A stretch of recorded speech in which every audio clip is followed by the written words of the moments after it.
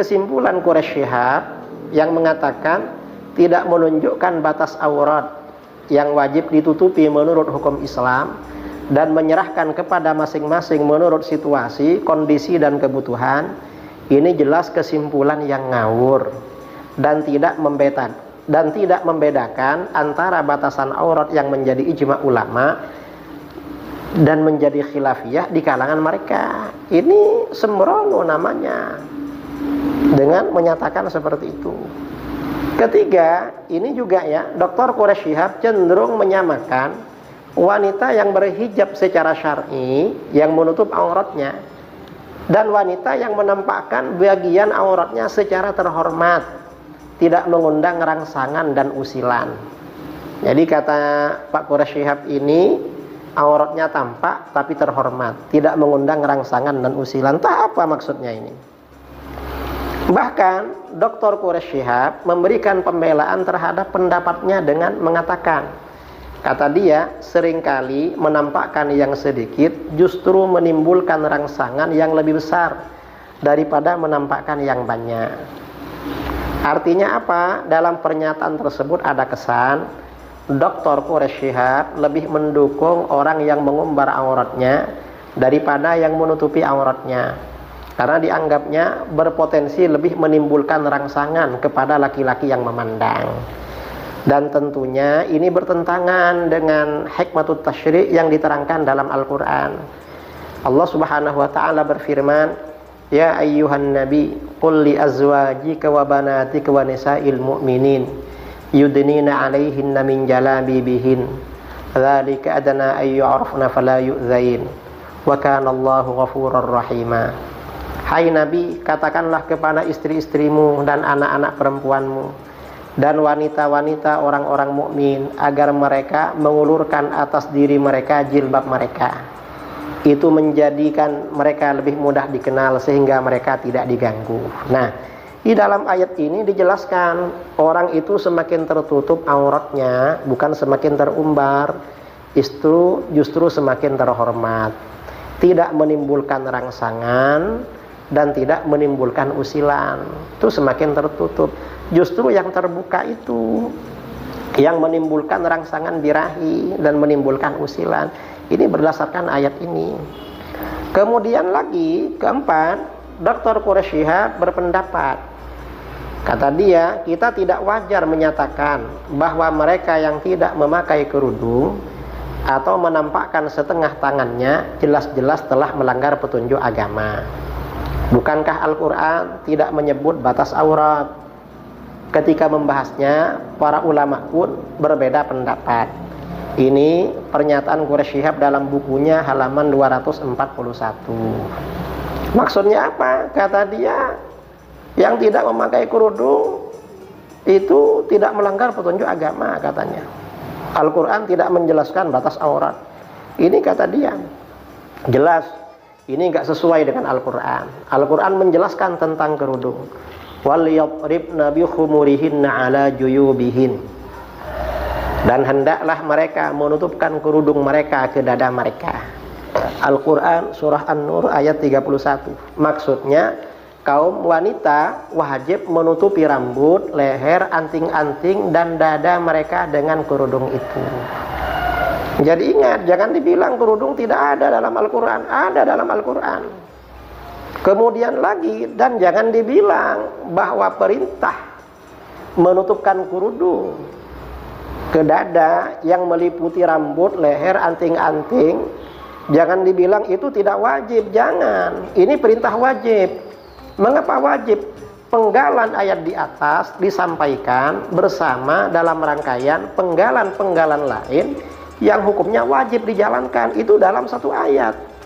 Kemudian di sisi lain, pada bagian awal surah An-Nur telah ditegaskan tentang hukum-hukum wajib yang akan diuraikan dalam surat tersebut. Dalam hal ini Allah berfirman, suratun anzalnaha wa faradnaha wa anzalna fiha ayatin bayyinatin la'allakum tadhakkarun.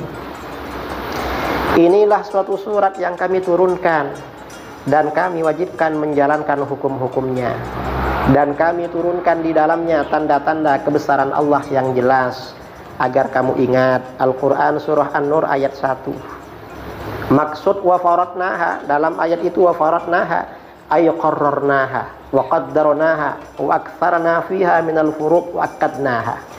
Ini penafsiran Imam Al-Biqai dalam tafsir Nazmud Durar fi Tanasubil Ayati was Suwar. Kitab ini yang sering dikutip oleh Bapak Quraish Shihab. Maksudnya bagaimana? Maksud dan kami wajibkan, yakni kami tetapkan atau kami putuskan, kami pastikan, dan kami perbanyak hukum-hukum yang wajib di dalamnya serta kami kokohkan. Artinya apa? Hukum-hukum yang ada dalam surah An-Nur ini sifatnya wajib untuk diamalkan dan berlaku hingga hari kiamat. Ini surah An-Nur, jangan dibilang tidak wajib. Dan dari wajibnya menutupi kepala ya, berkerudung bagi perempuan.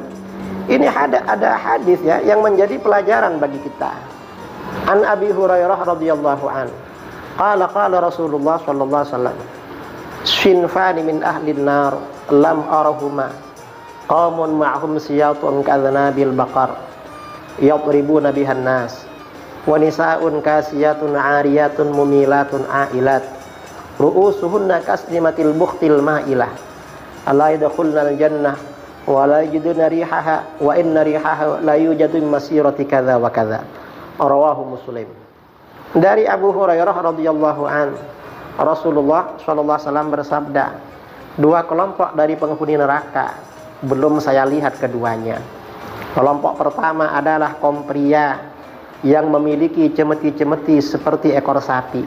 Dengannya mereka menyiksa hamba-hamba Allah. Maksudnya mungkin petugas-petugas keamanan ya, yang membantu penguasa-penguasa yang zalim untuk menyiksa rakyat-rakyatnya yang tidak bersalah.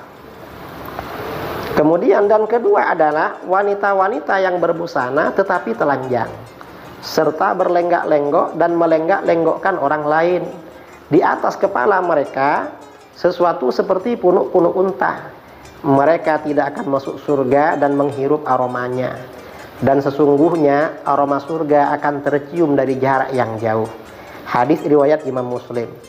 Dalam riwayat lain, An Abdullah bin Amr radhiyallahu anhuma qala Rasulullah sallallahu alaihi wasallam, sayakunu fi akhir ummati rijalun yarkabuna ala surud kashbahir rihal, yanziruna ala abwabil masjid, nisa'uhum kasiyatun 'ariyat, ala ru'usihim kaslimatil bukhtil 'ajaf, il'anuhunna fa innahunna mal'unat, law kanat wara'akum ummatun minal umam la khadamna nisa'ukum nisa'ahum kama yakhdimnakum nisa'ul umami qablakum.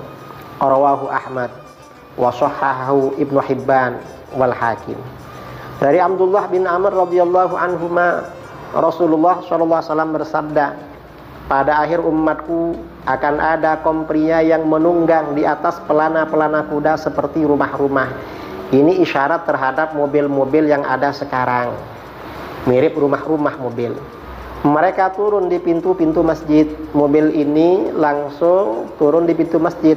Nah, wanita-wanita mereka berpakaian tetapi telanjang. Maksudnya boleh jadi pakaiannya transparan tembus pandang, atau pakaiannya ketat sekali sehingga menampakkan lekukan-lekukan tubuh. Kepala mereka bagaikan punuk unta yang kurus. Laknatlah mereka, karena sesungguhnya mereka adalah wanita-wanita terlaknat.